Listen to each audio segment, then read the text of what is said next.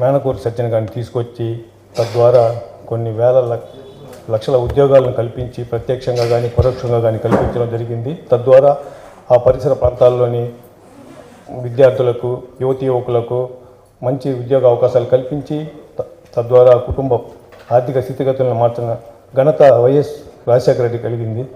అదేవిధంగా గడిచిన వైఎస్ జగన్మోహన్ రెడ్డి గారి ప్రభుత్వంలో కూడా ఎన్నో వందల ఫ్యాక్టరీలు తీసుకురావడం జరిగింది.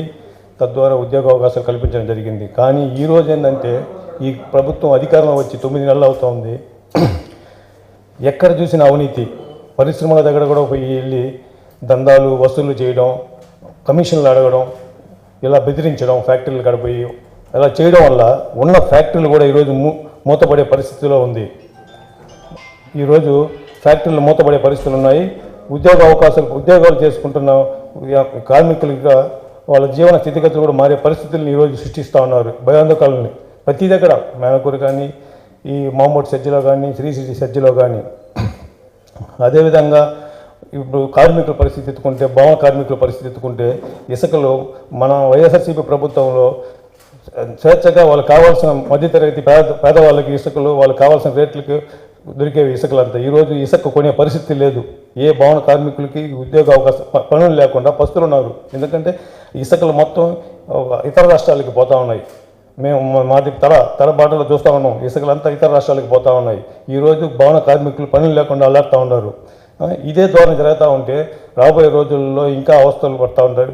ఈ రాష్ట్రం మొత్తం ఇలానే ఉంది. అదేవిధంగా జాబ్ క్యాలెండర్ రిలీజ్ చేస్తా అన్నారు.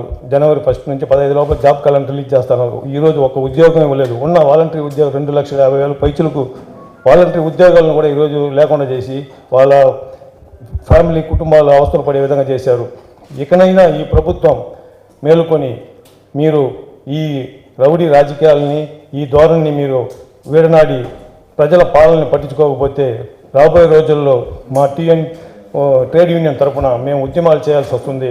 మీరు ఇచ్చిన హామీలని మేము ప్రజల తరఫున ఉండి పోరాడి మీరు ఇచ్చిన హామీలని అమలు చేసే విధంగా మేము ప్రజల తరఫున ఉద్యమాలు చేయాల్సి వస్తుంది తొందరలో. వీటన్నింటినీ కూడా ప్రశ్నిస్తానని చెప్పి ఒక ఆయన పార్టీ పెట్టి ఈరోజు అవినీతి జరుగుతూ ఉన్న, రౌడీగా జరుగుతూ ఉన్న, ఇసుక మాఫియా, గ్రావుల్ మాఫియా జరుగుతున్న ఏ ఒక్క దాని మీద ప్రశ్నించకుండా అతనేదో తీర్థయాత్రలు 90-80 సంవత్సరాల వయసులో చేయాల్సిన తీర్థయాత్రలు చేసుకుంటా ఉప ముఖ్యమంత్రి పదవిని తీసుకుని తీర్థయాత్రలు చేసుకుంటా పాలనని గాలి కుదిరేసి తిరుగుతూ ఉన్నారు. కాబట్టి మా వైఎస్ఆర్సీ ట్రేడ్ యూనియన్ తరఫున మేము బలంగా చెప్తున్నాం, ఇకనైనా ఈ కూటమి ప్రభుత్వ నాయకులు, టీడీపీ నాయకులు మారకపోతే మేము ప్రజల పక్షాన నిలబడి